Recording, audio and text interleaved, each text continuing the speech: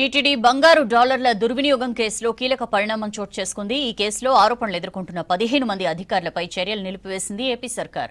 శ్రీవారి డాలర్ల విక్రయ కౌంటర్లో అక్రమాలు జరిగాయంటూ 19 ఏళ్ల కిందట కేసు నమోదైంది.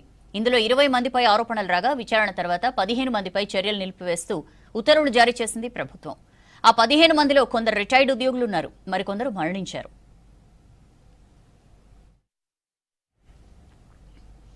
2006లో తిరుమల శ్రీవారి డాలర్ల విక్రయం కౌంటర్లో 5 గ్రాముల బరువుండే $300 అదృశ్యమయ్యాయని గుర్తించింది టీటీడీ విజిలెన్స్ అండ్ సెక్యూరిటీ విభాగం.